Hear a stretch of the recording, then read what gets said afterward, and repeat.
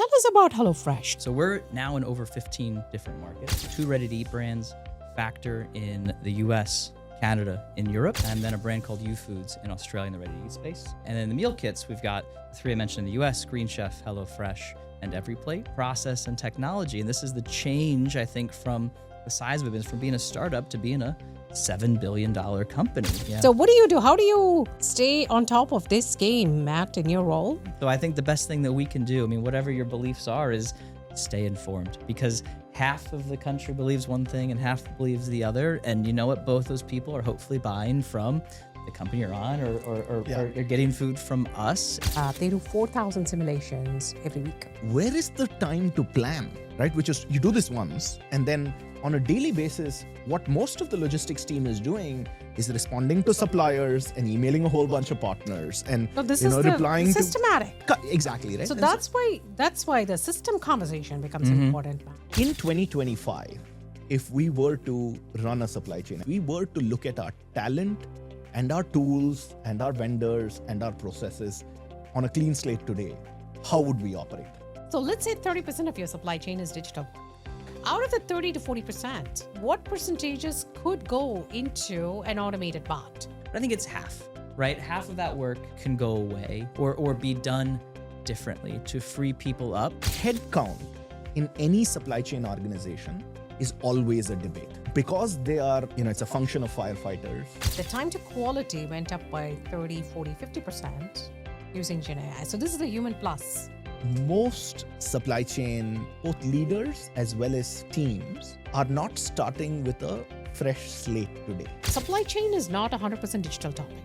Supply chain, at some point, you will have to move atoms. We said you don't have to spend a second in the week on. If you could just remove tasks that they were doing, that creates 30% more bandwidth for 70% of your team, for instance, right? Hey, Matt Cicinelli, welcome. Thank you. Lovely to have you here. Matt Cicinelli is Vice President, Supply Chain Technology at HelloFresh. Matt spent a decade and a half scaling very complex global supply chains and logistics and driving scale at Amazon and HelloFresh. This is such a crucial role for HelloFresh. It is very strategic. It sits at the intersection of operations and technology, and you're perfectly positioned for that, Matt. So happy to have you here. Welcome. Tell us a bit about you. Thank you. Excited to be here today. So I'm Matt Cicinelli. I've been with HelloFresh now for about 4 years. In that time, 2 main roles, leading our logistics and now leading our supply chain technology. And recently moved back to the US when we joined HelloFresh. I'm out in Colorado now with our 5-year-old son living in the mountains, which is a great place to be. So I'm excited to talk about the evolution of supply chain and technology and AI today, and hear what you guys have to think as well. Where were you in Europe? London and Luxembourg. So it was Did you like one more over the other?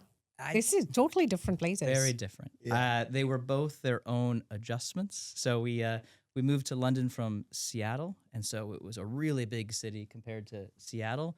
But I assume like New York or Chicago or something like this, I mean, even if you're there, you maybe use 10, 15% of what you have available to you, right? Or San Francisco or something. Yeah.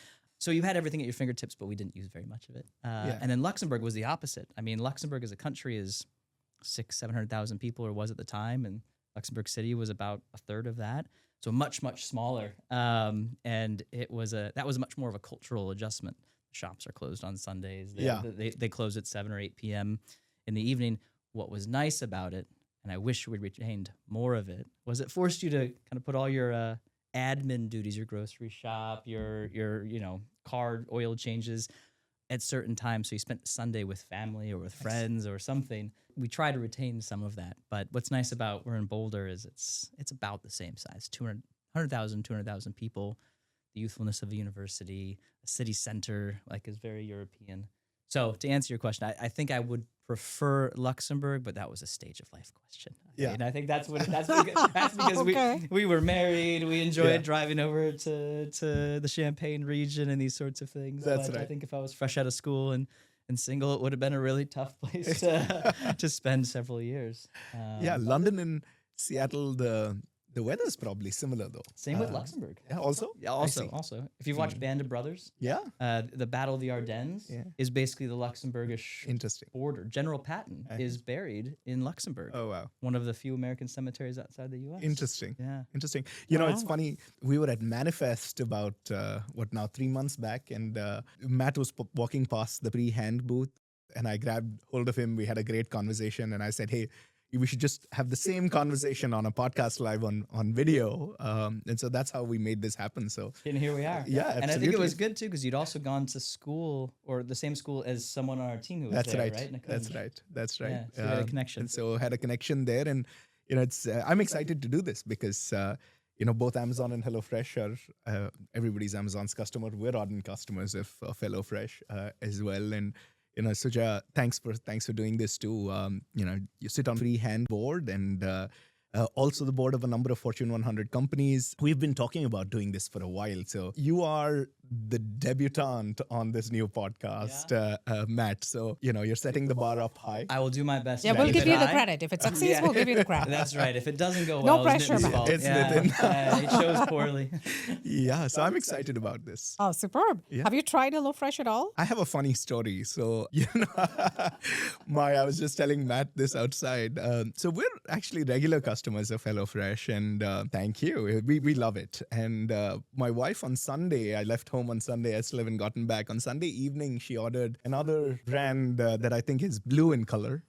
If you know it, and she just wanted something, you know, different. And you know, we're vegetarians, and so there were only so many recipes that we could get through on HelloFresh. I'm happy to tell you I do like HelloFresh still. Excellent. Yeah. We'll get you back. Yeah, I tried the other one. This was a few years back, and I ordered for a week, and I just couldn't deal with the kind of packaging that came through. Yeah. It's like package after package after package, small package, big package. I couldn't load it up, and before I could use it, half of it spoiled anyway. So I haven't tried HelloFresh, Matt. Okay, But I will take that's this as a next. cue. Yep. And you said you have a green brand? We've got 4 brands in the U.S. I see. So dealer's choice, 3 meal kits and 1 ready to eat. So the meal kits are Every Plate, HelloFresh, and Green Chef, and the ready to eat is Factor. So you got your choice of what you want to go after. I'm currently using Green Chef. I think it's a great product. I think Factor is also excellent. We like cooking together and trying to get our son. He's got his own plastic knives. Nice. Cut the tomatoes with us and things. Usually they end up on the floor, but we're trying. Yeah, love is spelled Time with kids. So yes, we'll get you on one of them. We'll figure out the right one and for do you do ghost kitchens? I mean, I've always been curious about the ghost kitchen model, the cloud kitchen. Yeah, we are cloud not kitchen using. models. We're not using them. If you think about our production, I think there between the 2 main models and meal kits, light manufacturing process. What I mean is you transform something to something new. Those are our meal kits, right? So I put a tomato and a sauce into a kit bag. Our bigger manufacturing is ready to eat and Factor, and that's where we're brining, grilling, put it in the oven, chopping, and then put it into a plate for your chicken or your rices or your whatever. So we're doing those in predominantly our own kitchens. We use a little bit of external production for certain things just to get more capacity, but we're not yet using any ghost kitchens. Or you don't offer cloud kitchens or ghost kitchen. So the ready to eat, what is the difference between me ordering on DoorDash from a restaurant versus ordering from you? So DoorDash, you're going to have your need right now from your restaurants in Dallas, where we are. Ready to eat, I can give you your meals that you can prepare for yourself in the microwave for the week across a variety of menus. So our menu is order magnitude 50 to 100 different recipes in a week, including desserts and juices and different categories of items that you can buy. So you can prepare for your week as opposed to just your immediate need maybe and order on DoorDash. Yeah, I've actually tried Factor. It's pretty good. I haven't tried the Green Chef, which, if the name suggests anything, is either healthier options or more vegetarian, is it? I think it's a bit more veg heavy. I see. It's our organic brand, and so a bit more premium in that regard. But yeah, we enjoy getting the more veg heavy recipes in that. I think they have a great vegetarian offering. I see. The sauces and spice blends we make in house for those. So that brand's excellent. Yeah, make it I'm gonna- spicy. Make it spicy if you want to get us Okay. ethnic The people. Indians. Yeah. The ethnic, any ethnic, right? Yeah. Okay. Well, they add more spice to all of them. The challenge. This is our challenge, right? Not Tabasco, not just Tabasco. We want like authentic. Actual spice. Spice. All right, we'll have to bring you in for some taste tests, That's and we'll right. bring it Yeah. into the R&D. You know, this panel. is so exciting. I spent like over a decade at Nestle okay.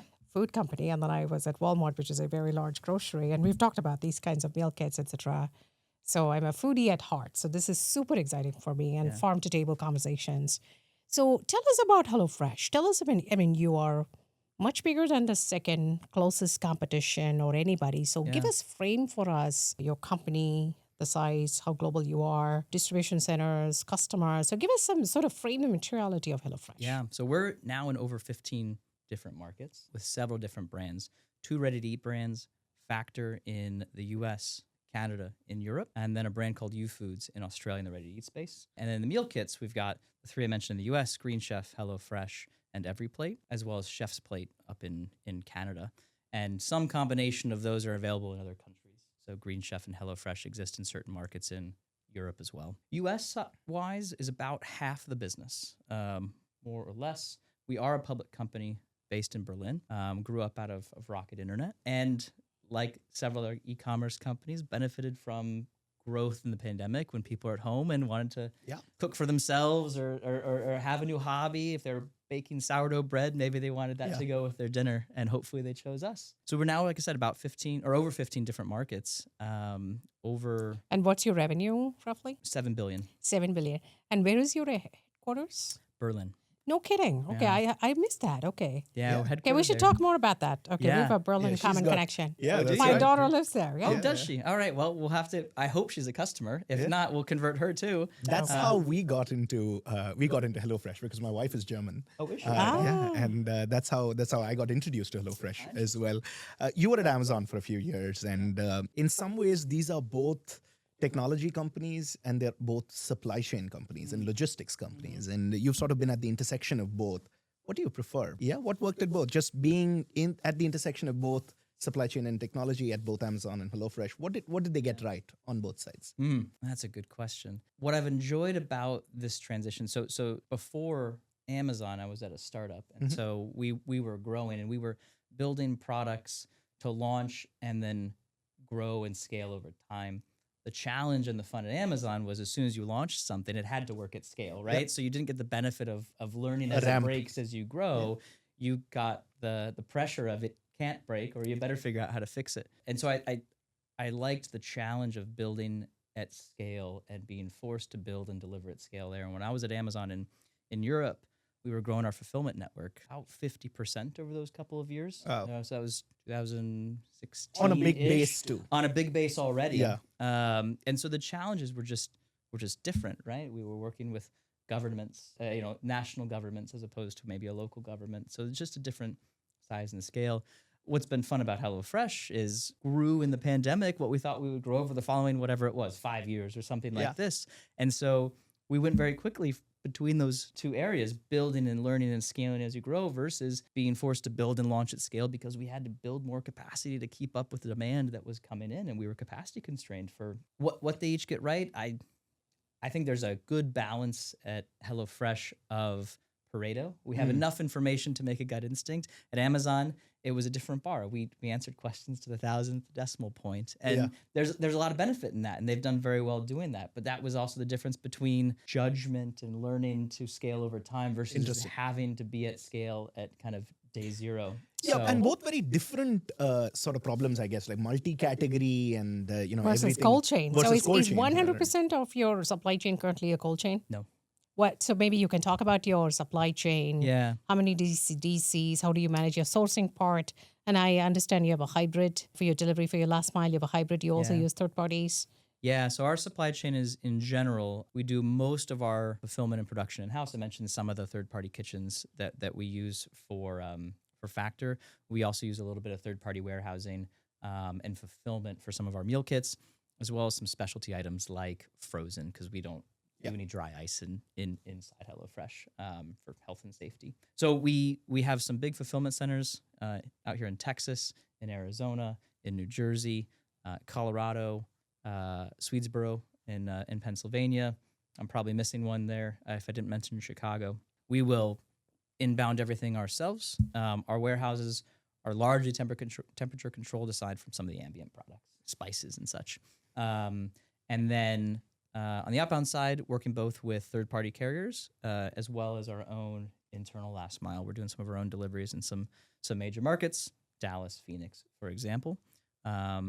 And one of the things that we benefit from, you mentioned Amazon versus HelloFresh, is our subscription model. It gives us a bit more insight into predictability. Exactly.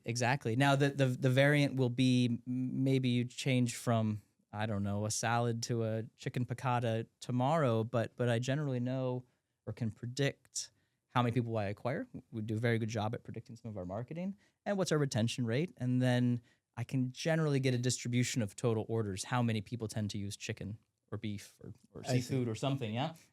So from the ordering side, you can get some economies there because I might need a little bit more chicken this week than I do next week, but in the grand scheme, they'll balance out, and some of those products have enough shelf life. And how about the predictability on the shelf life of your products, on the raw and then the finished? The hardest part is anything leafy. Green produce is the hardest part. But obviously, we've got a series of things that are shelf stable: pastas, spices, etc.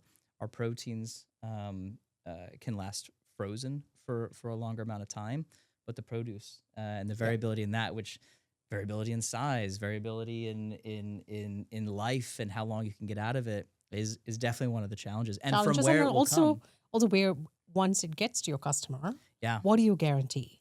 On Factor, we want to make sure they have at least a week after they receive it to be able to eat it. And then obviously within the meal kits, you're not going to cook 3 meals for yourself, 4 meals, 5 meals for yourself in one day. So we want to make sure it will last that week so you can prepare and also have a little flexibility. I don't know about you guys. Like yeah, of course. We had our box arrive on Sunday, and I think we forgot about this trip. So we'll make it sometime this weekend. Probably not for Mother's Day though. Interesting. And is there? I know you've got operations in 15 different markets. Is it always local for local? Meaning, are there also exports between the markets? Do you do any cross between the markets? Right now, it is. By and large, it's all local for local. Yeah. We are looking at, and I think we've already announced this as well, but we're opening a manufacturing site for Factor in Europe, and that will serve multiple markets. I see. So we're moving more into some cross-border, Got it. particularly in Europe. Yeah. Now, what's interesting in that though is with Amazon before and Amazon Fresh in particular, some of the things that we saw were customers. French customers, German customers, et cetera, a big portion of them, or at least a portion of them, prefer products from their own country. Yeah. French cheese or German bread, whatever it might be. And so one of the benefits of cross-border for typical e-commerce, I think, is, do you care if your phone charger was, sourced from Germany or sourced from France? I don't think so. Yeah.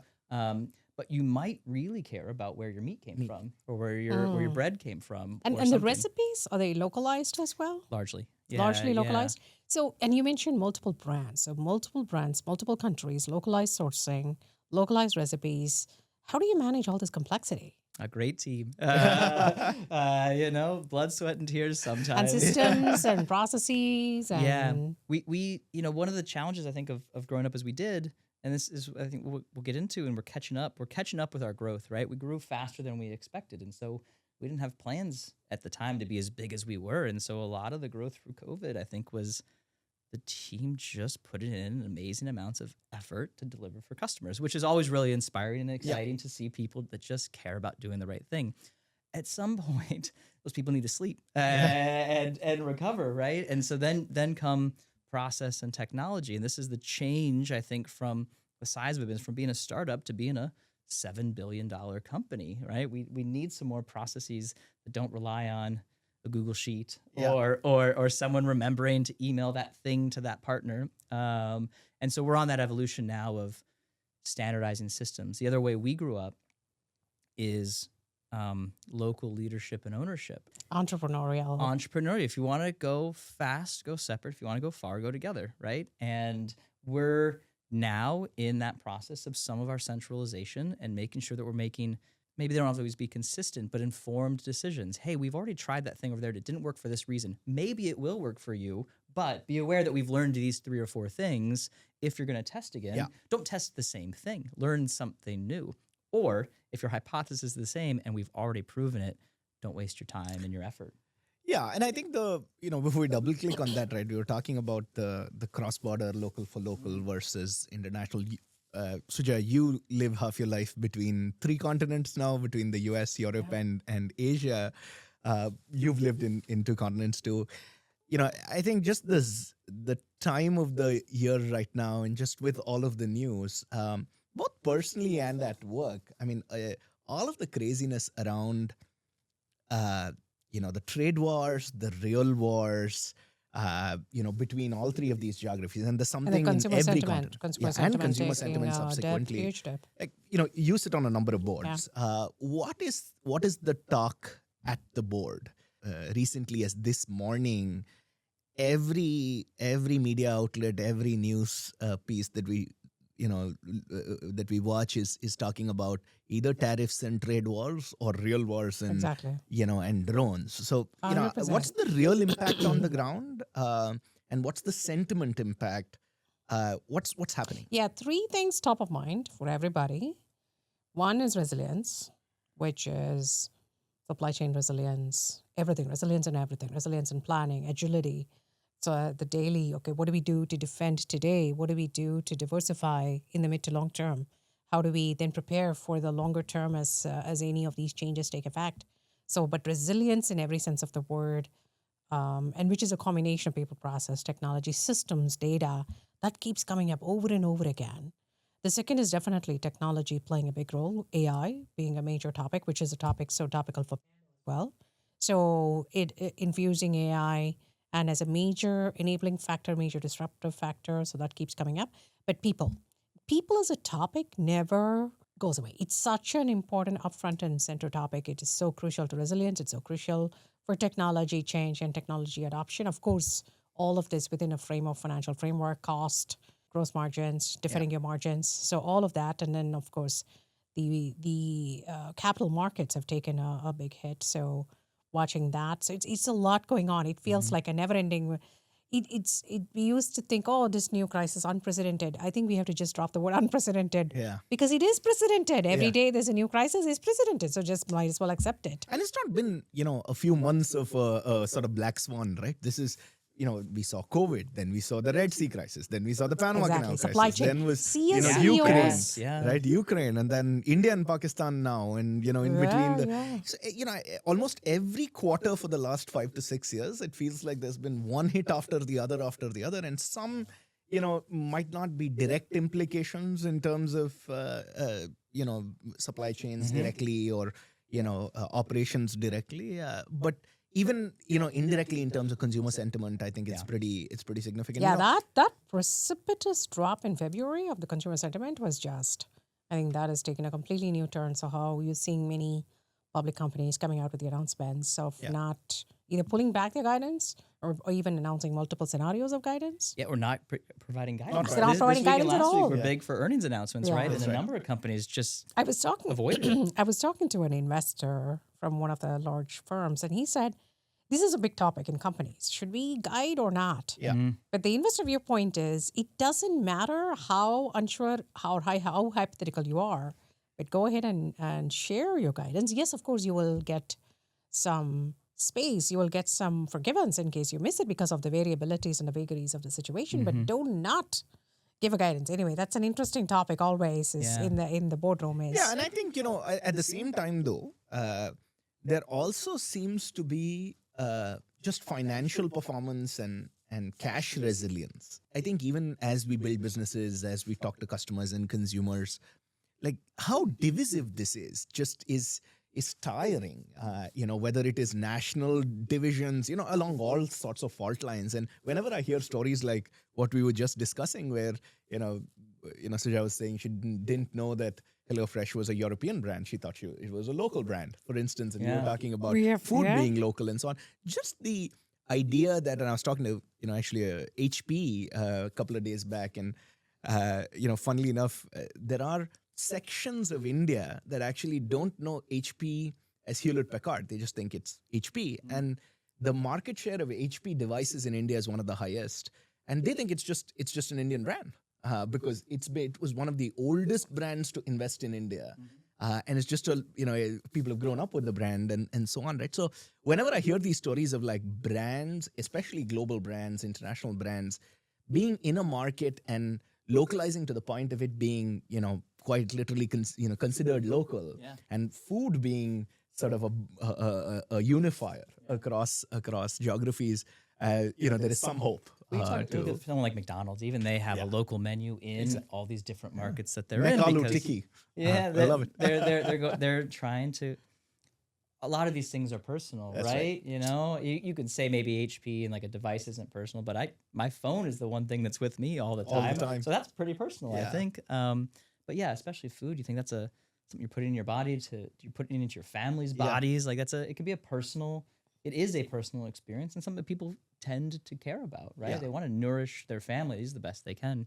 But I'm curious about this resilience point. We were talking about this earlier, I think, before we started chatting about supply chain world, and maybe it can be more general in the supply chain world, I think is a profession of firefighters, right? Like that is the job. You see a new thing, you react to that thing and as best you can, and then you learn what you should have done differently and you do it differently the next time the fire starts. How are people balancing firefighting with fire prevention, right? Even within companies. And the cost that comes along with it. Exactly. See, we all build supply chains about just-in-time supply chains, super efficient. And then we had to relax a bit with COVID.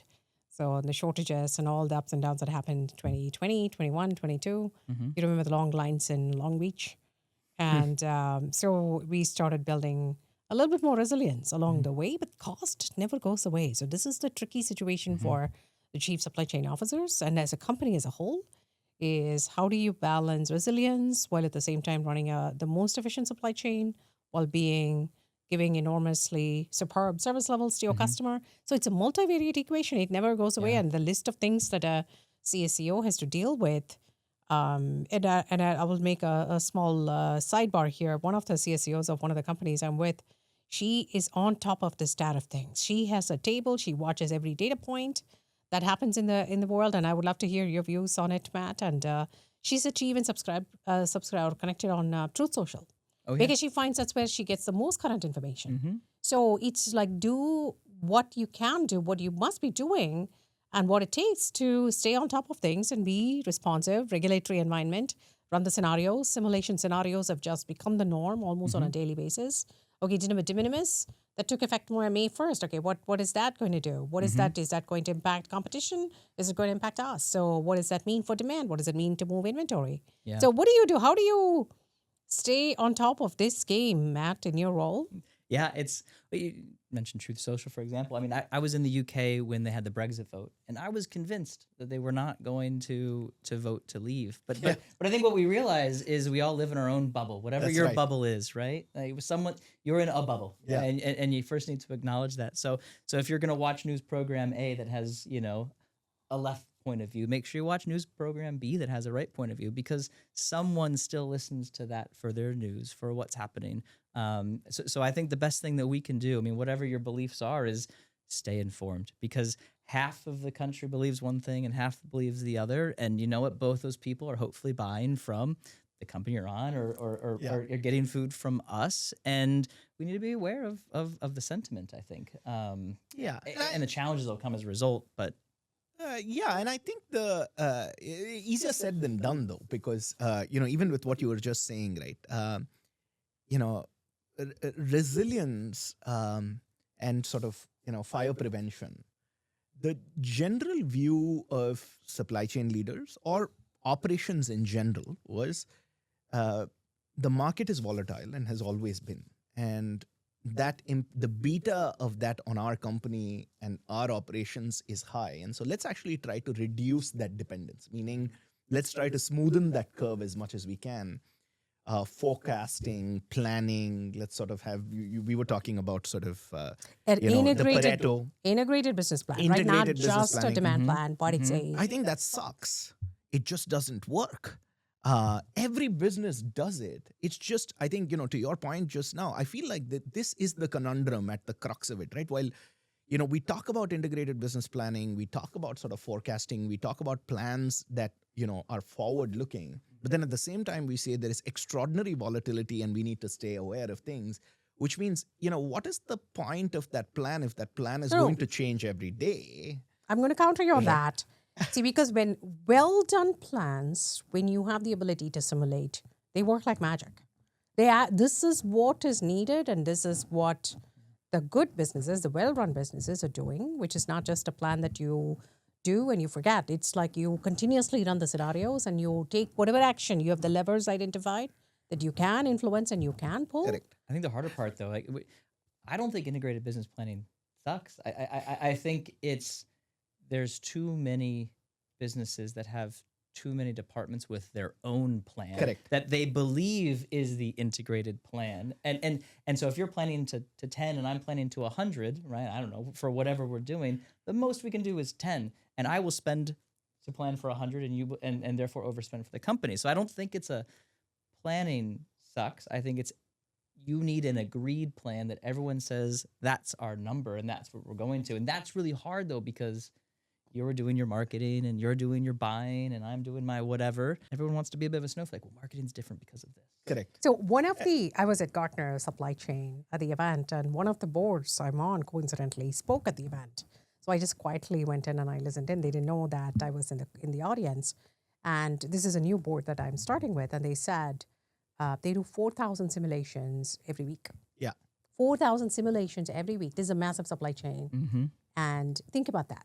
That to me is agility. Yeah. I try scenarios. I think these scenarios may happen. So I need to know, I'm looking at demand, maybe volatility, maybe my supply, my production plan, my network plan of sourcing or distribution of my own finished goods.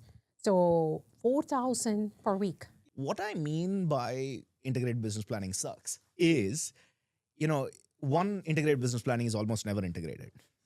Two, almost exactly. And two, almost always, the reality is that to put together a plan, the amount of effort that it takes, even within a single team, is crazy, right?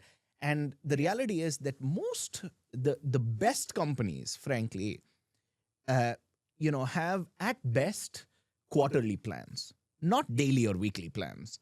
But the difference between planning and execution is so multivariate that, now what we are seeing is companies moving away from even medium-term plans. Not to say you don't plan. It's just that the way you tool the organization and the way you organize your people to sense and pivot in real time is different from how historically, when markets were relatively stable, or at least the peaks and the troughs were within an acceptable range of, whatever that standard deviation was, just the way you structure your teams and the way you tool the organization is just different. Yeah, the sensing. Right? Sensing and The pivoting is sensing of the nano sensors, right? So it's not just the big one. The Suez Canal, the ship was stuck.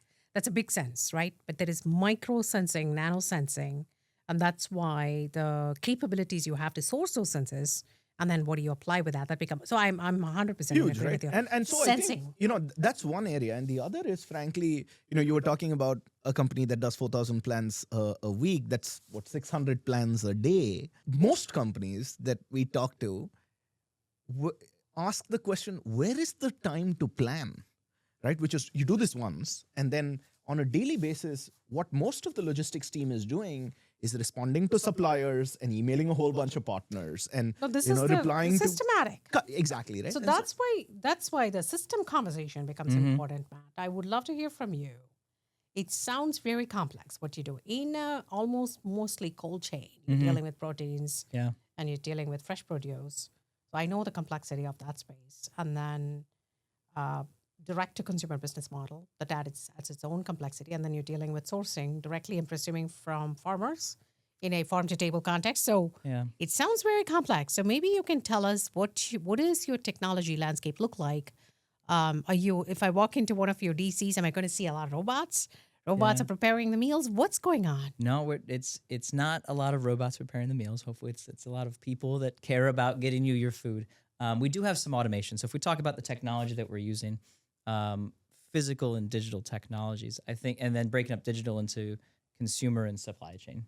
I think on the consumer side, we have a very strong marketing engine. We can recruit and attract new customers and bring them into the ecosystem. And then on the supply chain side, this is where we have a lot of variability right now, right? Because of the entrepreneurial mindset we had. The COO or CEO of the UK and Spain and the US maybe had either a slightly different idea or was just told to run as fast as you can and grow your business profitably. And so they did that, or they focused on that. And they brought up, I don't know, random tools in Python and Excel sheets because that's what they could find some interns out of university to do. And so we're now on that journey of standardization to bring in what we're calling our supply chain operating system, our SCOS, that will span from forecasting to order assignment, order management, to production, to logistics, and then delivery experience and everything in between, as well as procurement.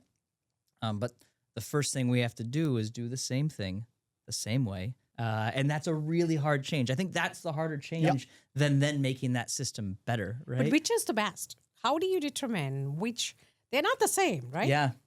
There's true. probably different Very much sensors so. that you're putting in, different models. And the points of differences- view. Yeah, or exactly. People. Right? Yeah, I think the differences are not just in. I mean, life would be easy if there were 10 options and you could pick from one of them and then say, okay, this is the best process. Now it's going to get repeated. It's just that every market is different, every team is different, every individual is different, and their biases come in, and the way they execute is So different. do you need to even standardize?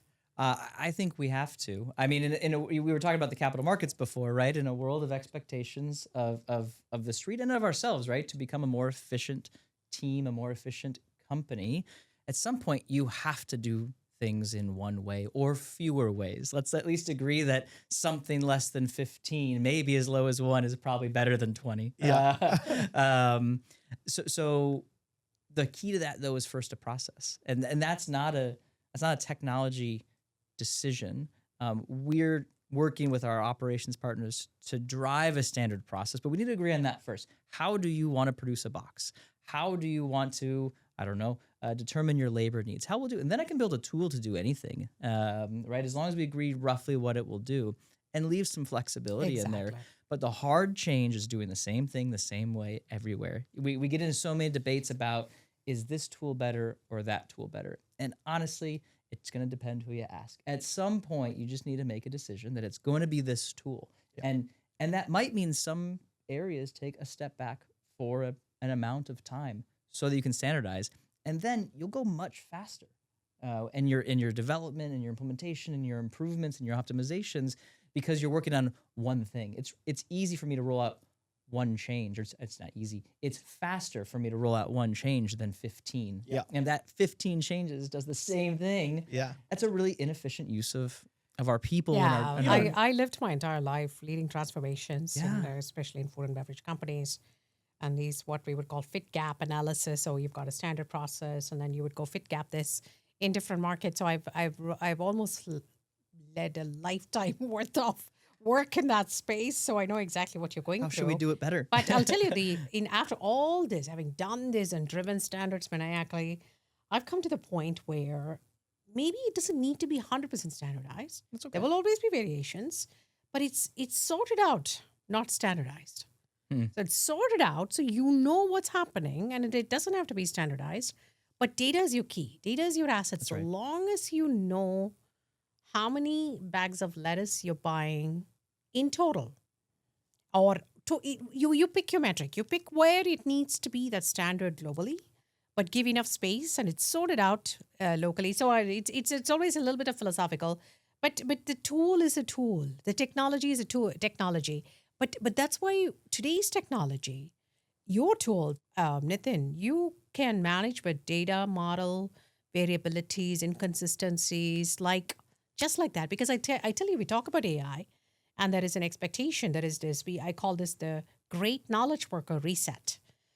Knowledge worker reset. And maybe when you add the robotics and the humanoids to it, maybe it is just a worker reset. But let's just focus on the digital part of it, not yet on the physical part. So there is a general belief that this is going to happen, but some of the first questions are, oh, my data model is so varied. My data is dirty. I mean, in Manifest, it was like the mantra. Every session, everybody you spoke to is like, we couldn't even get past that first conversation. So why don't you talk about that? What do you do in because you have such agile models, you're able to implement in businesses very quickly, irrespective of this variability in the data sets that you're dealing with. Yeah.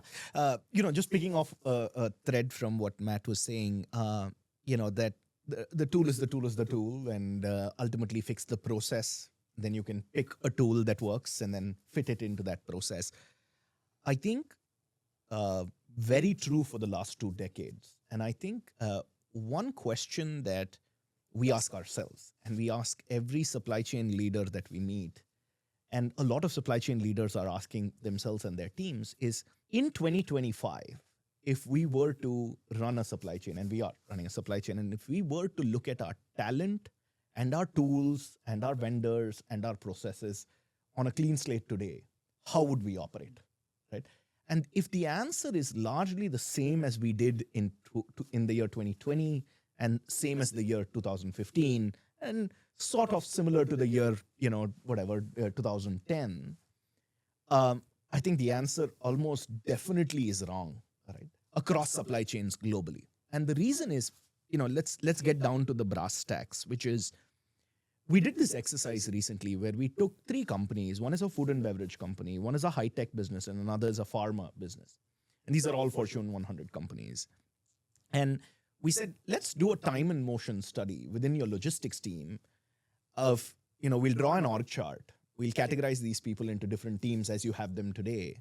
And then we'll do a time and motion study of saying, Monday to Friday, morning to evening, what exactly do they do, right? And let's just, draw up, specific, very tactically, they email suppliers 30% of the time. They are filling up forms for claims and tendering to carriers and, calling a bunch of carriers to figure out. They're dealing with, documentation with carriers, suppliers, and customers, X amount of time. They're dealing with claims upstream and downstream for X amount of time, whatever, right? So just do a time and motion study of exactly what they're doing. And that gives you the bottoms-up view of what exactly is happening in the supply chain. Now, that gives you that process diagram, if you will, of what the organization is doing. And we're talking about planning, we're talking about 4,000 scenarios, we're saying, hey, we need to be agile, we need to be resilient, etc. The picture that emerges when you look at it bottoms up is that for an organization that your most CFOs would think are overstaffed. You ask any CFO, do you have enough people in supply chain? They'd say, of course, we should be cutting 30%. And you ask the supply chain leader and they'd say, we need 40% more. Exactly. Right? And so, that gap actually comes from this particular analysis of like bottoms up what exactly folks are doing. And what you realize is that if you just fix the process, nothing's going to change, because all of these keep the lights on kind of tasks you just need to do. You don't file your claims, you don't do your tariffs, you don't talk to suppliers, you don't talk to customers, you don't email your carriers. Who's going to deliver product? Customer experience, cost, all of them take a hit. Simple things. Your freight invoice, the amount of effort that it takes to sort of validate a freight invoice and pay it, right, is obscene. The amount of time it takes not to procure freight, but to plan for your procurement before you even call a single carrier. The amount of effort that it takes to look at all of your current rates, do an analysis on Excel, figure out what you want to procure and how you want to procure before you actually procure is crazy, right? So the reality is that while, there is intention and excitement and almost, and also pressure to be agile and to sense and pivot and be resilient, etc., the reality on ground for logistics managers, logistics leaders, supply chain heads of most companies is that there is no time and there is no bandwidth, right? And the solve there, and There's no bandwidth to zoom up and change, or there is no time to even just finish the operations, period. I think it's a combination of both, right? I think there are, of course, there everything are has to get done. I think in supply chain, everything has to get done. That's not. Is there enough time? There has to be enough time. There has to be enough time. So what will you not do, or how will you and where can you make the trade-off? The transformation takes a hit. Yeah, of and course. live with some problems. Let some fires just burn and whatever else, right? And the Pareto that we're talking about, if it's an 80-20 Pareto, it's okay. For most companies, it's a 50-50 Pareto, right? There are 50% of problems you can solve and 50% of problems you're just going to let be because, you can't do everything, right? So I think, back to your point, Matt, and I'll answer your question, Sujay, about back to your point, I think fixing the process without a technology element to it, frankly, I think handicaps most teams, because when we did that bottom-up analysis and then we said, look, in the last 20 years, we had access to certain tools, right? We had access to software as a service. We had access to certain kinds of, Excel, to whatever cloud tools Excel. or It's the Excel. supply chain After platform everything. of the world, isn't it? Not just supply chain, it's the marketing It's platform of the the world. finance platform. It's the finance platform of the world. It's the platform of the world, right? Email and Excel, that's what runs supply chains, right? And late night texts, right? And so, we had access to a certain toolkit, but, today there is a toolkit that or one more tool or one more whatever that, has gotten added to that toolkit that frankly, most people don't know what it can do, right? It's like the shift to the steam engine, or, you had, I don't know, axes and plows, and now you have a bazooka and you don't know what all it can do, right? And I think without wearing that lens, to be able to redefine that process or just fix the process or standardize that process, what it translated to was actually very interesting, which is 30% of the tasks that we saw people were spending time on, we said you don't have to spend a second in the week on. If you could just remove tasks that they were doing, that creates 30% more bandwidth for 70% of your team, for instance, right?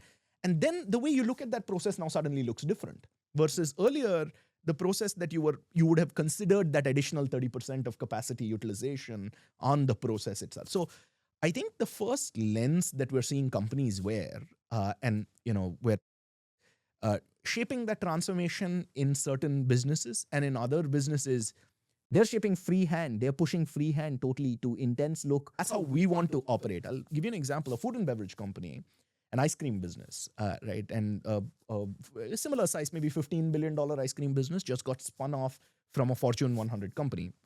It's public now, so it's Unilever, right? And the chief supply chain officer of Unilever's ice cream magnum, it's called now, called us and said, I want to take a look at my talent strategy in tandem with my AI strategy, right? And if I were to retool my supply chain technology for my business today, it will impact my supply chain strategy, but it would impact my talent strategy too. The way I structure my teams would be different. What they do would be different. The KPIs I would measure them with is different. And, that playground is any builder's dream, right? When you have executive commitment, and you have a playground to sort of say you can define a 3 to 5 year strategy and be part of that transformation for these companies. And so it's not just freehand, talking about this. It is freehand reacting to that need in the market to say, we want to go fast. We want to be agile. We want to be resilient. We want to relook at this process, but we want to relook at it with AI as a key lever to fundamentally transform the way we operate and the way we run that process. Maybe 30% of these steps don't exist. Maybe we spend 50% less time on the remaining processes, and maybe there are 5-10 other things that we 100%. want to do that Totally. we don't have the capability in-house to do today. I think the challenge, maybe the incomplete part of your statement that about it's not just the process, it's the what and the how. I think if you look back over the last 5, 10, 15, 20, 50 years, I think what you want to do in supply chain hasn't changed all that much. You want to bring in the right stuff at the right time. Now, maybe that's faster, maybe it's more, maybe it's from different places, but it's a pretty simplistic view of what supply chain does.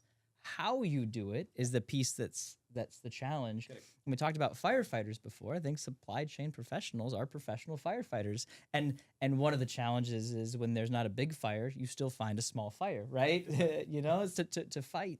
So and there's a desire to improve. If there's 30% of my tasks that I can get rid of and use an agent for or something, that sounds really great.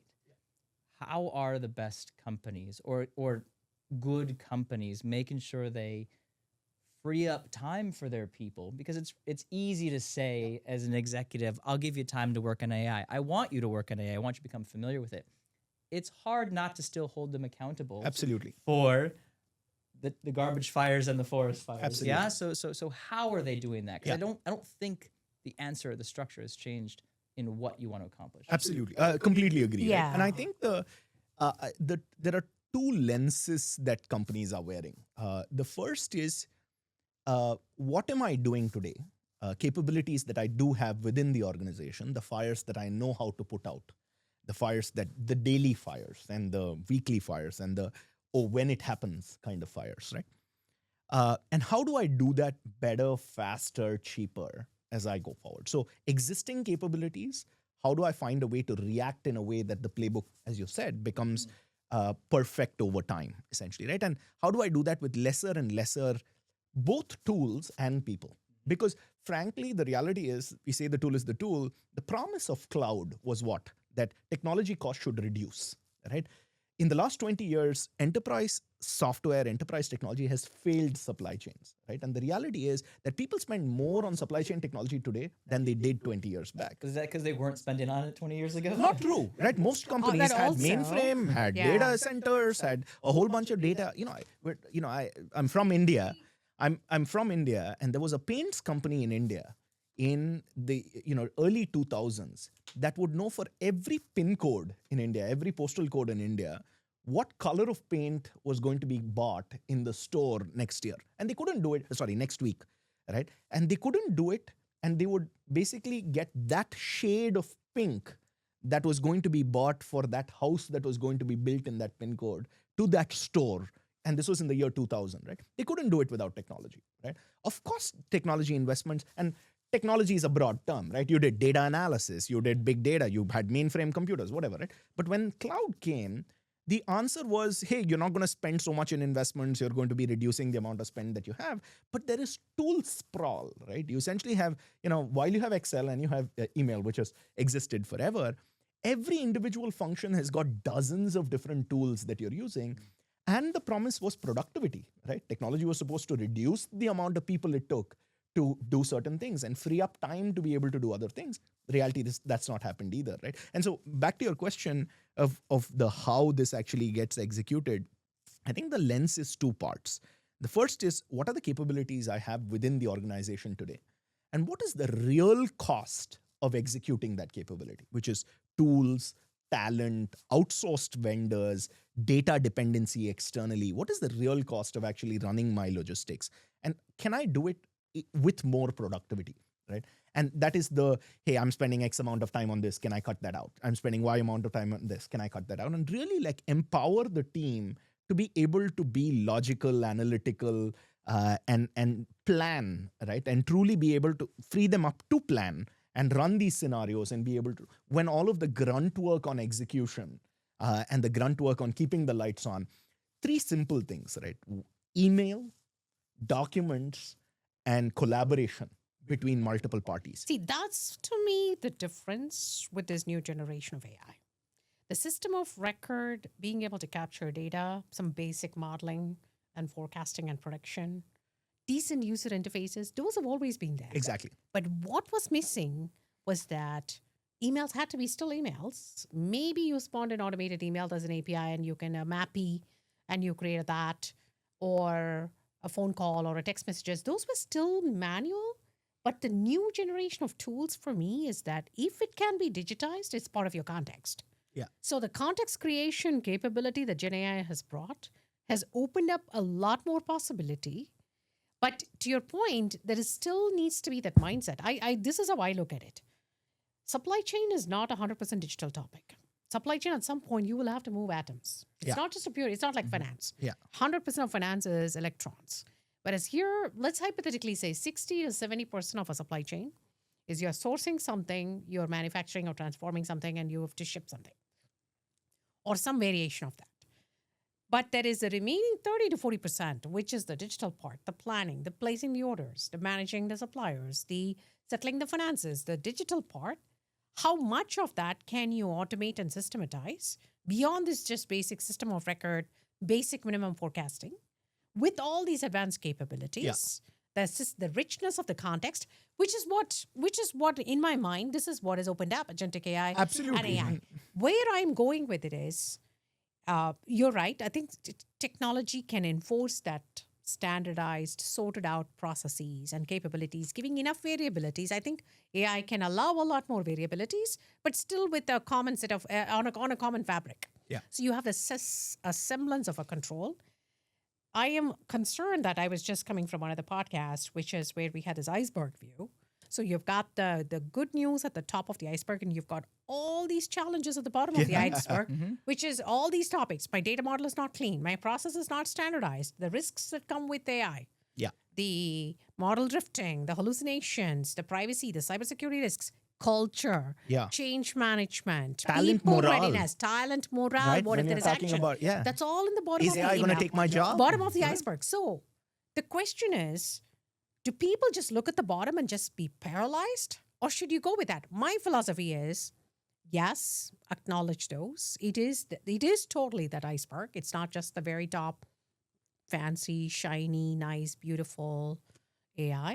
But the bottom, acknowledge that. But it's the 80-20. 80% is what can we do with it? What can we do about it? While at the same time, the 20% focus on the risks. Boards have a big role. Framing the boundaries. Can you do? What cannot you do? Giving policies, oversight. The boards have a role in that to play. Absolutely. But take advantage of what is possible today that was not possible 2 years back. Yeah. And I think the key piece there is actually, what if with a set of tools and a set of processes and the standard, like, business school or experiential sort of management that came that is wisdom of the last 25, 30 years, what was needed was 70 to 80% standardization, let's say, right, of any process. But today, let's say we are at 15, 20% standardization for any business. And what we're trying to do is bridge that 20% to 70% or 80%. So that could be in the procurement process, that could be in the payments process, whatever it is, right? What if that definition of standard depends on a certain definition of the market today, right? You're reacting to the market, and your processes are a function of how you want to serve your customer, what your business model is, how your suppliers in turn want to interact with you, and so on.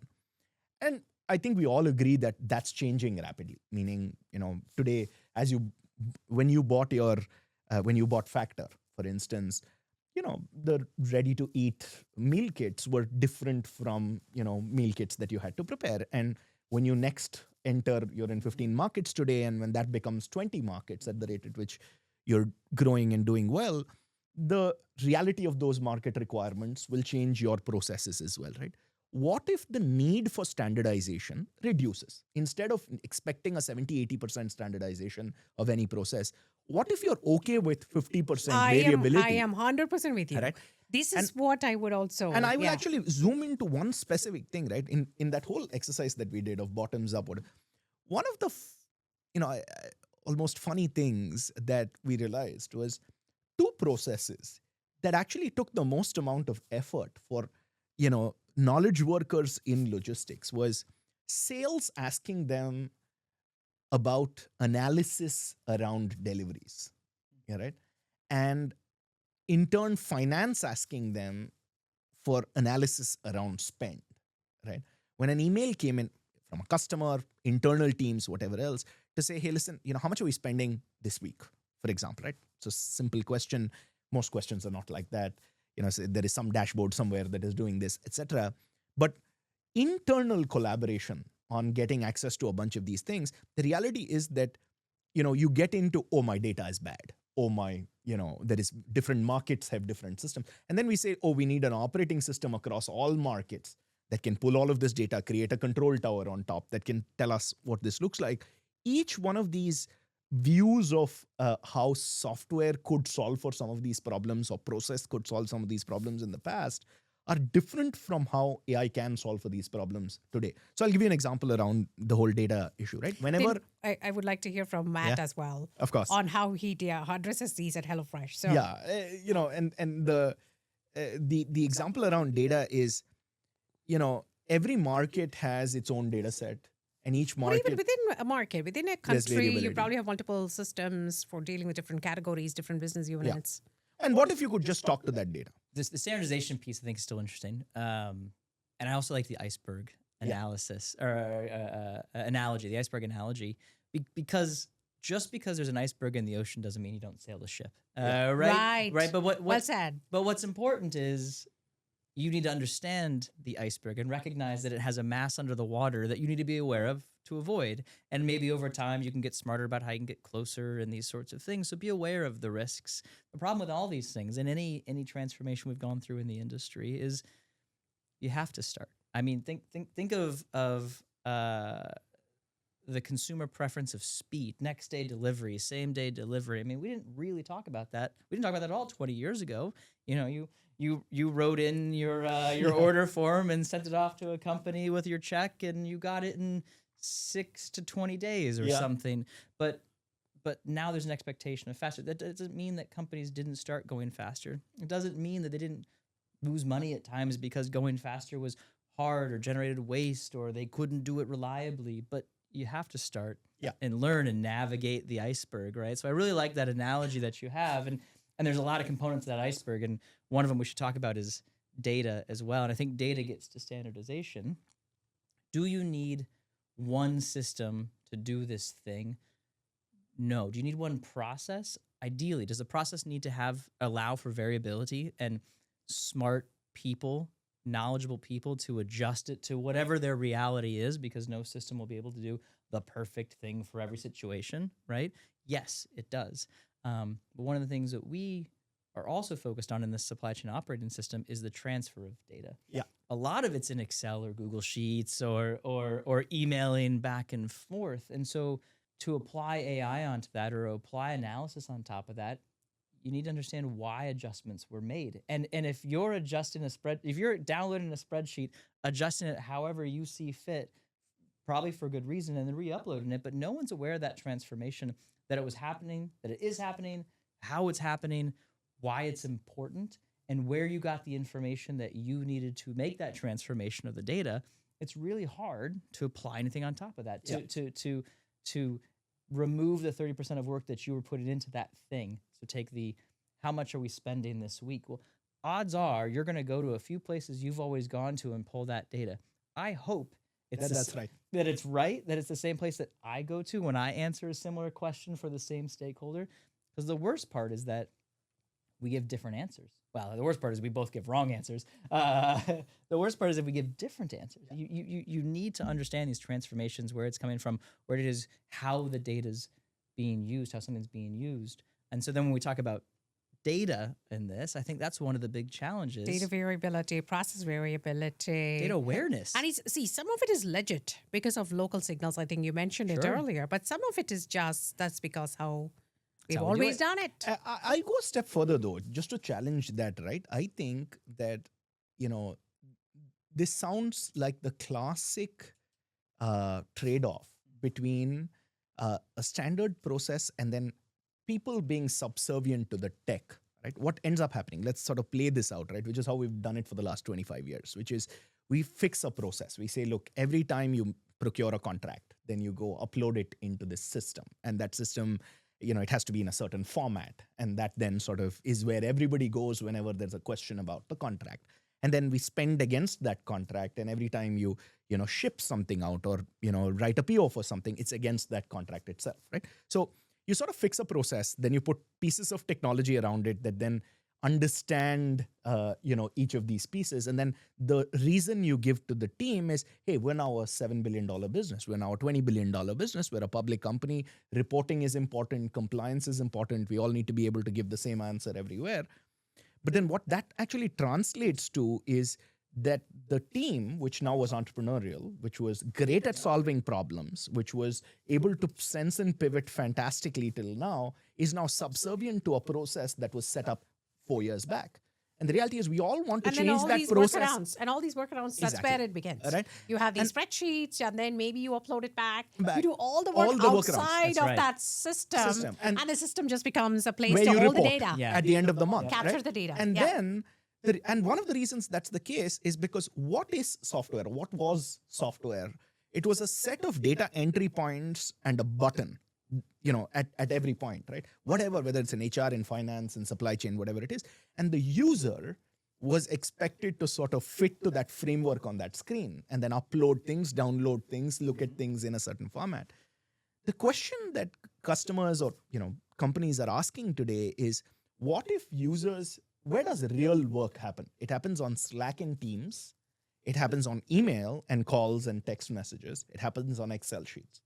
What if work can continue happening face to face too? Sometimes, Yes, face to face too. Or with the box that you're building. With the physical box. In supply chain, you need boxes. Absolutely. Yeah. Right? What if work can continue happening there? and not try to sort of bring some reflection of that into some kind of software itself? And what if you could just take reality as it was, where it was, and still give you that unified view? What if, your email inbox, where you're emailing back and forth with a supplier, negotiating a particular rate with some Excel upload in that email attachment, what if that was enough? And you didn't have to now take that, transform it, translate it, and put it in some system 2 weeks later, right? What if that email back and forth could potentially be automated, right? So that, where work happens, one, can technology be, or AI be, where work happens, rather than technology being independent of where the work happens?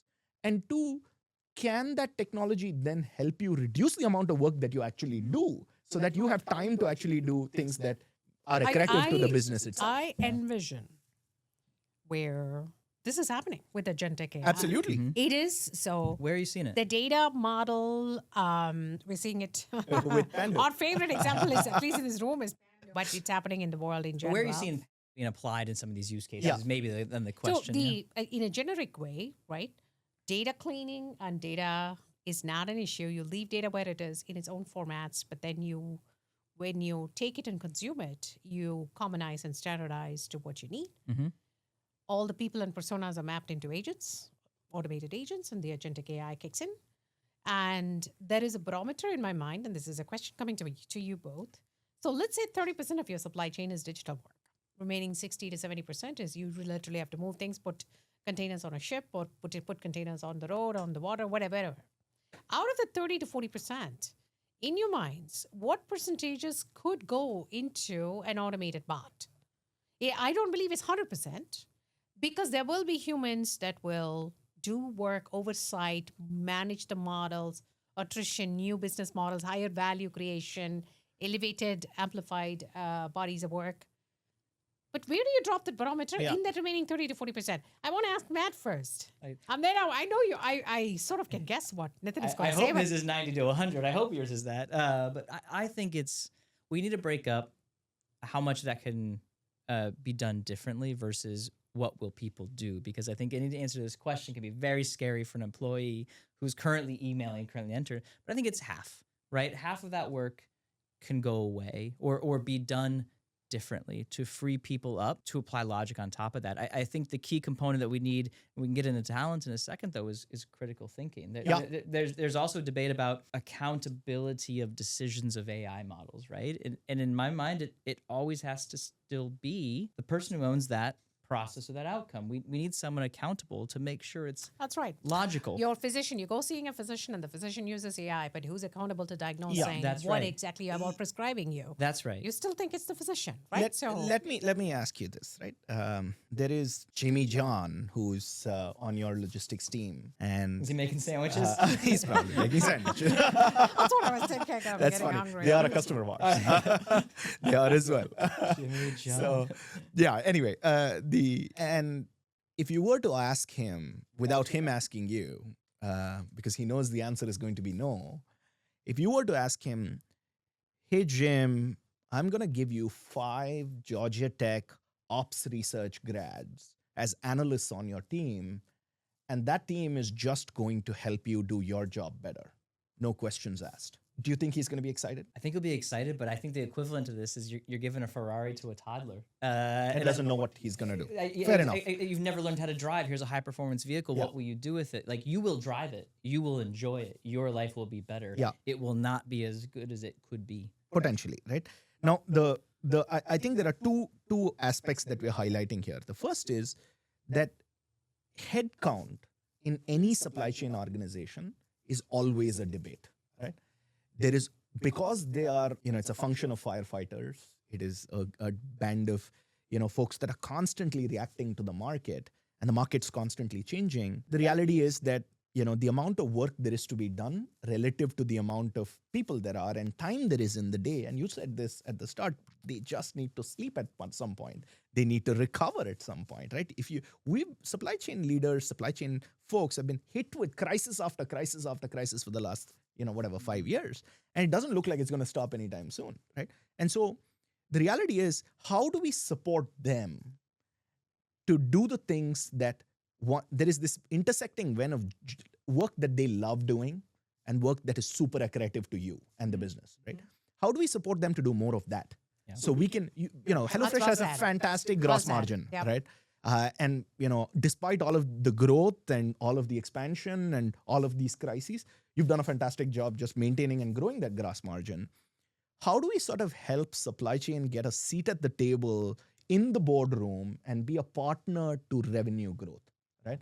And to do that, if 95% of the time we're spending firefighting and reacting to everything, just make it happen, is the way it's said, and no additional resources and no additional headcount and no additional budgets and whatever else. How do we sort of help them do the work that they love doing that is accretive to you? Part one. And then part two, because they're doing a bunch of this work that they don't enjoy doing, that is not accretive to the business, they don't have the time to do the things that you want them, the critical thinking, the forward-looking forecasting, the strategic work. They don't have the time to be doing that as well, right? So reality is, most supply chain folks oftentimes, the email response to 200 suppliers, the back and forth carrier negotiation, validating invoices for freight. But that is Like, who wants to do this? My career goal, says nobody. Right? So that's your point. Exactly. So what's Who your wants- answer? and Nathan? Where are you Correct. dropping the And so barometer? I think the answer is that every function within your logistics team, if you have somebody looking at logistics procurement, and you do, there is a team of logistics procurement managers, right? Can we complement them with AI procurement managers? You have a team that's looking at dispatch planning and network planning. Can we complement that with AI planning managers? Can we have your entire freight payments architecture and your supplier payments architecture, and that team, can we complement them with AI teams that can do this? Supplier collaboration, customer collaboration, internal reporting, right? Analysts that do just internal reporting, can we superpower them with AI, right? So I think the first step in this, in my view, is just being able to sort of say, and the framework, this was actually from a customer who said, see, there are decisions in a 2x2. There are high cost of mistake decisions and low cost of mistake decisions. And then there is high frequency decisions and low frequency decisions. So Can I tackle the low cost, high frequency? Exactly. It's a no-brainer. No-brainer. And if 30% of your bandwidth can go away by Yeah. just tackling the low cost of mistake and and high frequency, because if by virtue of it being high frequency, you're doing it all the time, and it is not accretive because the cost of mistake is low. Can we take that off the table? And can we get AI to do that? And the reality is the perception of how what AI can do is one changing so fast. And most supply chain teams and leaders have at best 6 months back view of what AI can do, right? And so, I'll give you one small example, and then I'd love to sort of get to the point. get to this, right? I think the answer is in low cost of mistake, high frequency decisions and actions and collaboration. The number is close to 95%. So it is That's very of a subset, nuanced. though. Correct. Okay. Then- Yeah, okay, Correct, okay. right? Which means that's 1 100% quadrant. of 2% of your work. Right? Two, the reality is, whatever, the same low cost of mistake, but low frequency items, again, much Got it. easier to do. Yes. right? Okay. That should be That's 100%. 2 quadrants Okay. of this, right? And then you The high talk cost- about high cost of mistakes, low frequency. low frequency and high frequency decisions. If the human in the loop can just supervise work, right? There are financial decisions. Before you say pay, I want to check once, right? But everything that it takes to It's prepare that prepared, the payment data file, collection can I is- automate? Yeah, but maybe this is a devil's advocate point of view as you were saying about this. What's the risk of bias in those high cost Yeah. decisions, right? That the bias, can you actually be more objective in those decisions by bringing more AI into it? And if so, this is just from this, like, is that actually a better place to spend the time to come up with a recommendation? Because you can get broader objective context through Yeah. Gen AI, Yeah. right? You could potentially make better decisions with it. Totally, and that's the value side, right? There's a McKinsey chart that came in my feed, which is one is the time to value, the second is the time to quality. Mm-hmm. The time to quality went up by 30, 40, 50%, using Gen AI. So this is the human plus machine. The general number in the industry, and I think it's going to be very segmented, very nuanced by the type of work, by the type of workflow, who does it, is it already automated or not? But the general first step in that is talked about in the industry is 30%. Yeah. That is a CEO who literally has made this as a goal for his entire company. Yeah. It's a small company, but nevertheless, it's coming top down that he's expecting everybody's productivity to go 30 plus Yeah. percentage with the human plus AI construct. So I think that's a very achievable, very doable thing. It could be very nerve wracking for those employees initially if you haven't engaged into the AI landscape, but that 30+% is coming fairly quickly into the space. So it's a great segue. So let's talk about talent now. Yeah. Talk about talent. I know this is an important topic for you. I think to your point on that, the people that know how to use Gen AI and can use it well. There was a former colleague that I was watching on LinkedIn, and he was talking about some of his least favorite tasks. And one of them was when the school calendar comes out for his children, going in and looking at everything that was going to happen and putting it on the family calendar so that they could remember what was going to happen and who was going to do this. And Jimmy's got soccer and John's got baseball and whatever. And he built some models and some agents to be able to grab that. And then he hit a block that I think he couldn't automatically create these calendar invites in Outlook or something. And so he created a different bot that would send it and yada, yada. So that's a very advanced, in my mind, use case. And if you're someone who is sitting in front of Google thinking, how do I start Gen AI? And your first stop is to Google Chat GPT. Like you're at a different starting place, right? To use a search engine to get to a Gen AI tool, then using the tools and creating agents for yourself. I knew another really great use case, which was someone at a company who interviewed a lot. They wanted to be able to remove their bias from the interview.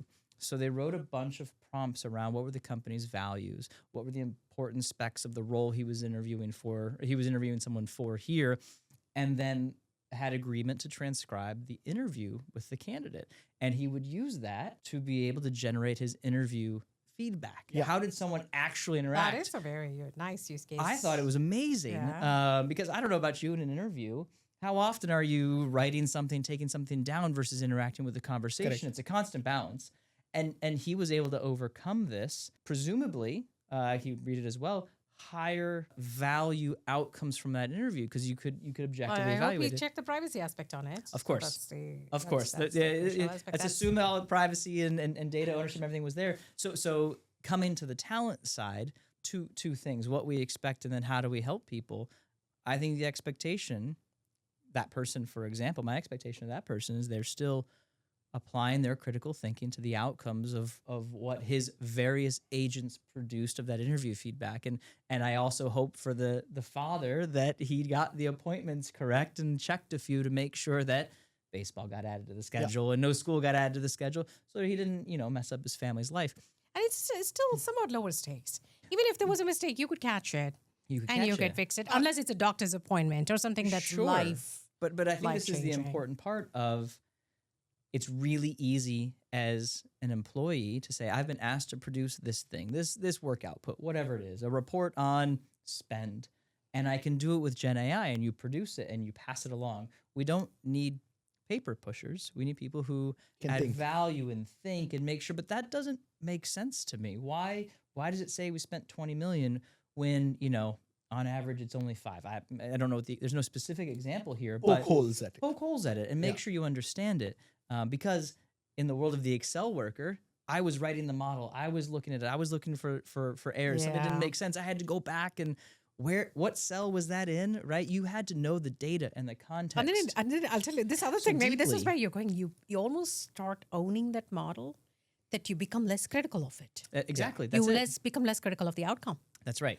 And that's our biggest risk on talent. And so that's my view is the expectation. What did you call the inflection point? The great change of The great knowledge Reset. worker reset. Great knowledge worker reset. The great knowledge worker reset is a return, hopefully, a greater emphasis on critical thinking and context, right? Yes. How do I make sure this makes sense in the context the model has and the context I have of the business, my fellow colleagues, whatever it might be, that this is the answer, a piece of the answer. We risk in the same way, we risk quoting Wikipedia, just taking a fact, right? Absolutely. Anyone can generate it. The rote work and the repeated work. But Matt, you're making, I think, a much more profound point, because the reality is that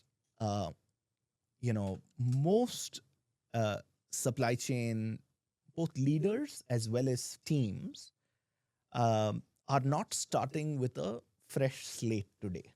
And so while we're talking about transformation and AI and relook at everything and whatever else, the reality is that things are changing so fast. And ChatGPT, people know, but like, where do I start, right? Is I think a question both at an organizational level and at an individual level. So here's a framework that I think companies are beginning to use and use well.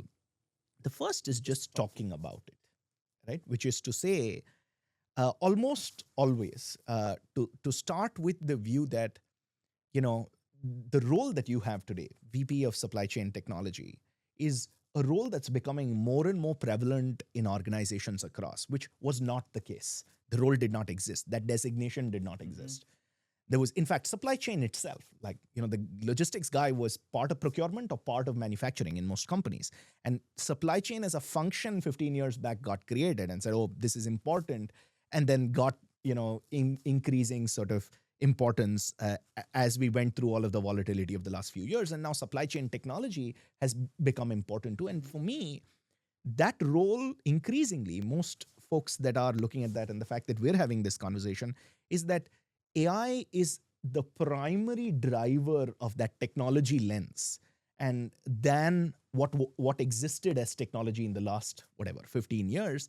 And just the ability to have these conversations with the organization to say, to just push and prod and say, hey, have you checked this out? Have you tried this? And just to begin getting people accustomed to the fact that you now have a tool or and even in our personal lives, right? I'm not talking about supply chain technology, but just how are you using AI to just make your calendaring better? What's work that you don't enjoy doing at home, and how do you make that easier? Just to begin having those conversations, one. And two is, can you take one use case, a simple use case that is universal and everybody can understand, and get them to actually see how this can be magical for them today, right? And not 6 months out, 15 months out, but today, to be able to make that point that, that thing we've been talking about, that everybody's been talking about, how that applies to HelloFresh? Here's how. And show them today that it's actually something that is real, and get them to a what, right? And the minute they have that wow, what, right? It sort of shifts something in people's heads, right? To say, oh, there is something that I didn't know, because all of this AI, large language model, ChatGPT, Gen AI, these are buzzwords. And then I have my day job. How does that apply to this? Like, how do I get from my Google search to making my life easier? Can we unlock a little bit to sort of make them realize, oh, this is real and today, and something that can be used for me today? And one use case there that's actually very interesting is, when we did this with a customer of ours, he said, look, we're talking about, let's start with something very simple. Spend visibility or service visibility. Everybody in supply chain ultimately is chasing these two things, which is, I want to be able to control my spend and manage my spend, and I need to improve my service. It's a balance between these two things, and sustainability, also a type of spend, let's say, right? So I need to balance between these two things. And we all have questions about, how much am I spending? How much am I spending per package? How much am I spending, on this customer segment? How much, am I spending by business unit? What is my service level for the cohort that orders, whatever, dinner meals only, and whatever else, right? Is there a way that today I can get everybody on my supply chain team to ask any question they want and talk to my data? Now, I have crap data. I might have incomplete data. I might have siloed data. I might have data in all sorts of all sorts of documents. Yeah. It's not centralized. No All problem. voice, right? audio, Can I actually get this? Basically, do a town hall and say, I'm now going to give you access to a tool, and hey team, I want you to ask any question about your supply chain. And can we get them to see the power of being able to get answers in real time, Mm-hmm. Okay. right, is a use case that is driving, and then to start supporting them in that transformation. So I think that So view, I like your framework. So let's zoom this up. I start thinking about your framework. If this was your magic wand, what would you do in HelloFresh? I'll give you mine. First, talking, but also formal education. There Yeah. are plenty of classes, there's plenty of material. The formality of the education shows a willing commitment. It creates space for people to go learn. There's a company in Germany that I'm not going to name that has trained 16,000 people on the basics, right? It's not, they're not going to become Gen AI coders. They're not going to build large language models tomorrow, but just the basics. Get them started. So it's just formal education, but more importantly, create a culture of ongoing learning because this thing changes every day. Every day there is something new. So create a culture and an acceptance and a willingness of continuous ongoing learning. So that's number one. Number two, I agree with you. Take a real business problem and solve it and create that stickiness solving because there's so many pilots in the enterprise that go nowhere. Everybody can talk about pilots that they did that just got stuck without getting scale, right? To take something but scale across the enterprise. That's the second one. The third I would say is this still needs to be a transformation. And the transformation has to come top down, it has to come bottom up, and it has to go middle out. It cannot be just top down. And the Exco said that, the ELT said that it has to be bottom up, but you've created the environment for people to learn. So they are excited, they are eager. But the middle, watch the middle. The middle sometimes, the frozen middle, help them come along the journey as well because they are the ones who have been there, done that, seen many things work and fail. They probably have too many battle scars, so they're probably going to be a little bit more. You need to spend more time with them. The one thing I heard in the last couple of days is using AI as an empowerment tool for the new hires. It's an empowerment tool. You give the models that you just talk to them, understand, learn the business just by talking to the data. Of course, yes, it has to be security and privacy protected. But last but not the least, I'll wear my board director hat. It has to be a topic in the boardroom. The board, it's not about particular committee. It's not about just, there has to be a risk oversight. This is fraught with risk.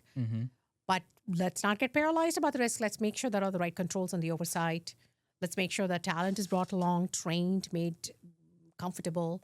And it is a journey that goes, and there is a value creation game at the end of it at the enterprise level. It's not just supply chain, it's finance, it's every one of your companies. And I would encourage companies to get on with this. Great knowledge worker reset. Matt. Yeah, I like it. No, this is where I think there's a conundrum. There is start with a small use case, and we've done a couple that I think have been successful either in AI or on what I'll call the continuum of AI, which analysis, machine learning, and finally get into AI, and they've been successful in helping customers or helping our employees. Now, in particular, I can think of two. One, we're a big Google shop, Google Docs, Google Slides, Google everything. Our ERP, you could call us Google, Google Sheets.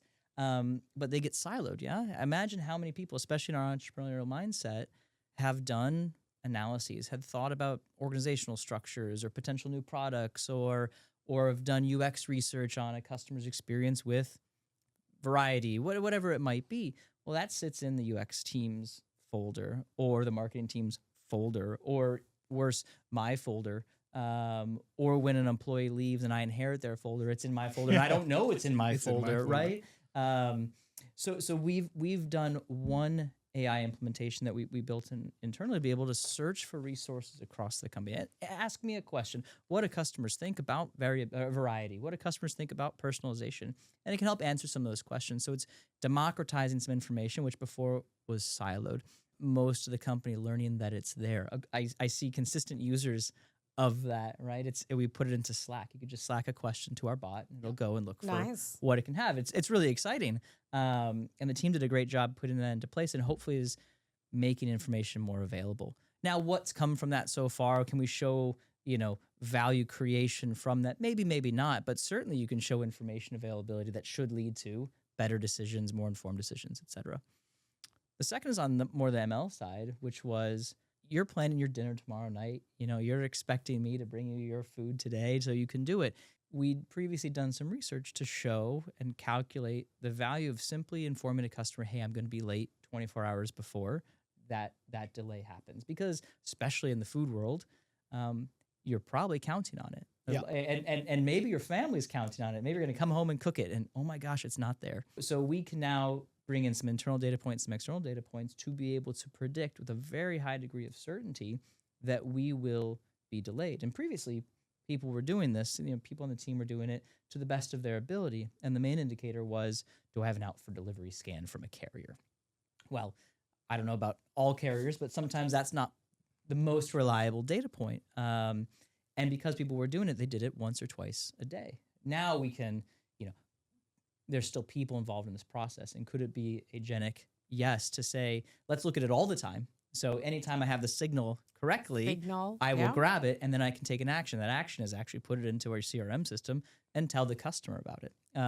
There's still some interaction happening there, but those are two kind of simple use cases that help people democratize data and help customers. Well, by us helping customers better prepare, ideally we also avoid those delays, which we use it for, but delays happen in supply chain. The conundrum I think we're in is start from a small use case, get a simple win. I think some of those, if you ask the team, how can I make your job easier? They will have ideas. They'll have great ideas. Sometimes they'll also be silver bullet ideas. If only I had a tool that did my job, whatever that job is, right? That's the answer you get. But then the other side, from the board, from the C-suites, you hear transformational, think big. How do we improve 30% of productivity? And those are very different conversations. And I think the fear factor that probably prevents some people from starting at a very ground level is that other side sounds so big, so hard, so mammoth. How do I even start? And you almost get paralyzed there. Yeah. So how do you make that transition? How do you learn to give the Ferrari to the professional driver, right? How do you teach someone to ask better questions, to use AI better? And maybe it's the education point and it's talking about it, but how are you seeing companies do this? Because I think that those parallels. We are out of time. So I would just simply say, Matt, this would be a great time because these guys are doing it. And I'm not saying it just because I'm on the board. It's we are seeing this, and I am one of the customers as well, deploying agentic AI across a function, right? It's not the full supply chain, but it's one portion of the supply chain, logistics, and implementing agentic, taking out productivity. So you leverage technology while at the same time delivering real results, real value with a better quality, a better service level. So I think it would be partnering. So that would be other thing, right? You don't have to go alone in a transformation. It's partnering with, you can partner with anyone, but I guess in your suite of partnerships also include some good startups as well. I think you can go to big tech, hyperscalers, you can go to consulting firms, you can go anywhere. But also in that, somewhere in there, make sure you include a tech startup. If you want to go fast, go separate. If you want to go far, go together. Absolutely. And I think I will say this though, which is, I think starting with value, right, I think will never grow old, right? Ultimately, AI, whatever comes next, right, are all means to an end, and the end is dollar value to your P&L, right?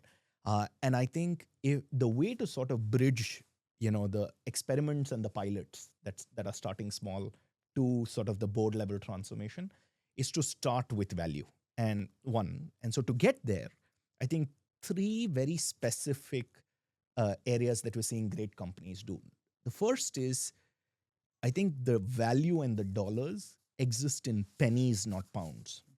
Meaning most of the work that you can automate, that you can do leveraging AI, that will give you dollar value transformations that you can put up on a deck and announce at your next board meeting are in the pennies. Meaning there's so many pennies across the company that a single potential AI solution can cut across that I think will deliver, at volume and at scale, both direct dollar benefits, but then also free up time to be able to focus on other things. So I think the value exists in the pennies, not the dollars or not the pounds. First. Second, I think there is a debate about horizontal agentic solutions that cut across marketing, finance, HR, and supply chain. And the reality is you'll see more of those, right? But especially when you're talking about value and you're talking about depth, it is a choice between being an inch deep and a mile wide versus a mile deep and an inch wide. Verticalization and functional verticalization is extremely important, right? If I can ask any question about marketing, sales, finance, and HR and supply chain, I'm only going to get surface level answers. On the other hand, if I can ask any specific question about the cost per mile per pound for a product that I delivered yesterday to this cohort of customers only in London, then that is going to be vertical, right? And so I think every function, defining an AI strategy, defining an AI toolkit, I think is very important, while organizationally not waiting for the organization to define something horizontal, right? And third and lastly, I think it's hard, I dare say it's impossible to go alone on this journey, right? Which is, the reality is there are fantastic companies outside that are on the same boat that you are in, right? One of the reasons we wanted to bring all of us together is to have this real talk, because people like me say the world is changing and it's changed and whatever else, and boardrooms are having conversations about, oh, you need to do massive transformations, and who's stuck in between is the operator, right? Quite literally, stuck in between is the operator, right? Who's saying, look, I mean, hey, I'm also a practitioner. That's so true. I'm not just. And in doing so, I think the reality is there are fantastic companies that have the vantage point of seeing Fortune 100 companies, startups, and everybody in between go through the same thought process and the same thinking. And if you were to leverage those ecosystems, and it's a shameless plug but really just leveraging, and not the only one doing this, right? Leveraging companies like Freehand, have that vantage point of seeing a variety of companies and just kicking tires and poking holes, right? Talking to companies like Freehand just to understand what's happening in the world and how can we potentially leverage this to both satisfy that board member and satisfy Jimmy John in logistics, I think is the way to do it. Yeah. Okay. So I think we are here. We should wrap up. Matt, why don't you take the last word? I think in general, the exciting part about this and the exciting part about AI in this space is that it's here, and it's here to make employees' lives better. The outcomes of what they do better, and ultimately better for customers, will be more reliable, will be cheaper. The key challenge is everyone talks about, oh, Gen AI is coming. Like, that's not true. It's here. Exactly. And now we're at this this stall point where just how do you get started and how do you accelerate your pace down the path of usage of it? And that's why these conversations, companies like everyone else in there, and just employees asking questions and being curious about it is, to me, the most exciting part, because it is going to transform most industries, dare say every industry, certainly supply chain, and hopefully in the benefit of employees and companies and shareholders and customers, right? For everybody's benefit. It'll make our lives better, but it will change how we work. It'll change how we think about working, and that's the point we're at. So it's an exciting place to start talking about, or keep talking about, and getting our teams and our partners to talk about it with us. So I appreciate the time and the thoughts And today. we would love to have you here, maybe a year, 18 months, 2 years, whenever you're ready. We would love to hear about your journey. How about that? I love to do the recap. Yeah, the recap fast and a forward, fast 18 forward and months, update. what we've done, how successful it's been, and how many more people are coming around the dinner table together to eat HelloFresh and spend more time with their And loved ones. before that, I'll tell you how Green Chef is. I expect nothing less. Absolutely. If you haven't tried it, make sure you do. We'll get you both I on have it. to try HelloFresh. I was sort of bitten by that first journey. Oh, So we'll I have fix to it. try. I think the irony of this is that, like, the number of times I heard us advertise on podcasts before is really high. Maybe that's the thing. We're missing some of this podcast marketing. Ah, Sounds good. superb. Thank you. Awesome. Thank you. Thank you. Thank you. Thank you, Suja. Thank you both. Thank you, Nitin.